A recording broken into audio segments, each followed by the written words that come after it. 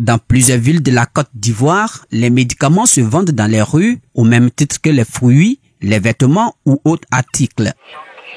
Médicaments de rue, médicaments de qualité inférieure ou pharmacie par terre, ce sont entre autres ces termes qui désignent la même catastrophe.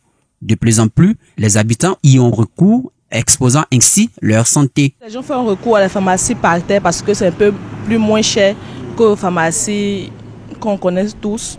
Mais bon, je pense que certes que c'est moins cher, mais qu'est-ce qui prouve que ce sont des bons médicaments? Je ne trouve pas ça bon en fait. Donc il préfère que tu partes à la pharmacie, même si c'est coûteux, mais c'est bon pour ta santé en fait. Le problème c'est que c'est celles-mêmes qui vendent les médicaments de la pharmacie par terre. C'est-à-dire elles-mêmes elles ne connaissent rien de la médecine. Et puis elles viennent s'asseoir derrière. Et puis après, tu viens acheter un médicament de maux de tête. Ils peuvent te donner autre chose. Donc moi je trouve que c'est un peu dangereux. Tout comme eux, les acteurs et professionnels de la santé sont inquiets pour les populations. Ils comptent apporter leur pierre à l'amélioration de la santé des Ivoiriens par la promotion à l'accès aux médicaments de bonne qualité à moindre coût et à l'accessibilité aux services de santé en Côte d'Ivoire. Au cours d'un atelier, ils incitent les autorités à l'application du traité de l'Agence du médicament africain AMA. Effectivement, on a des retours d'informations comme quoi l'accessibilité des médicaments est difficile. Et on a des populations vulnérables également qui s'adonnent à des médicaments par terre. Et ça prouve à quel point l'accessibilité est une priorité pour nous tous. Comme citoyenne de ce pays, tout comme je suis membre de la société civile, je m'inquiète pour la santé de la population. Alors nous avons organisé ceci pour dire que la société civile a besoin d'apporter sa contribution pour soutenir le gouvernement de Côte d'Ivoire à vraiment s'occuper de la population. C'est-à-dire quoi? Il faudrait qu'on ait une population en bonne santé.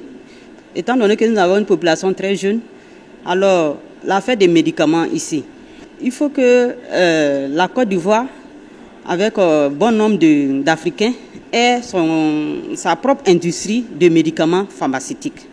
Pourquoi? Lorsque le pays lui-même produit ses médicaments pharmaceutiques de qualité et à des coûts réduits, c'est la population qui en bénéficiera. Et non seulement ça, on aura une population qui aura l'accessibilité des médicaments lorsque sa famille tombe malade. Il faut avoir les moyens pour pouvoir acheter les médicaments de qualité et à moindre coût. Le sujet est encore alarmant parce que quand bien même il y a des mesures de répression, les enjeux, les personnes qui utilisent, qui font la vente de ces médicaments-là continuent d'exister. Ça veut dire qu'il y a problème. C'est pour ça qu'il est important et que nous, en tant que société civile, qui sommes au cœur des communautés, qui voyons le quotidien des communautés, avons initié cette activité autour du traité de l'AMA, qui est in fine l'idée de production des médicaments sur notre territoire. Nous pensons que si nous arrivons à cela, le coût du médicament va baisser et donc va réduire à ce que les médicaments vendus par terre deviennent accessibles à toute la population. Et c'est pour ça que nous avons réuni les experts du sujet autour d'une table pour qu'il y ait discussion, pour qu'on échange, pour qu'on comprenne ce derrière quoi l'État de Côte d'Ivoire va et comment est-ce que nous pouvons l'accompagner dans la mise en œuvre effective de ces traités qui sont ratifiés et qui sont intégrés dans notre corpus législatif. Pourtant, pour faciliter l'accès aux médicaments, l'État de Côte d'Ivoire a initié la couverture maladie universelle, CMU, différemment appréciée de tous les Ivoiriens, car incapable de couvrir les dépenses en pharmacie et dans les hôpitaux. Mais si les gens ont des cas qui vont à l'hôpital et qui n'ont pas les médicaments à temps, certains seront découragés en disant que bon, la CMU même, on a ça, mais quand on va à l'hôpital, on dit non, il n'y a pas tel médicament, il n'y a pas tel médicament. Du coup, ça peut donner l'impression d'aller tout de suite à la rue pour prendre des médicaments qui sont sur le marché, qui ne sont pas forcément bien conservés et de bonne qualité. Il faut dire que les lignes bougent, mais il y a beaucoup à faire encore. On sait qu'on est conscient de ça et on fait tout pour faire avancer les choses. Le rôle qui est assigné à la Caisse nationale de l'assurance maladie, c'est de piloter et de réguler la couverture maladie universelle.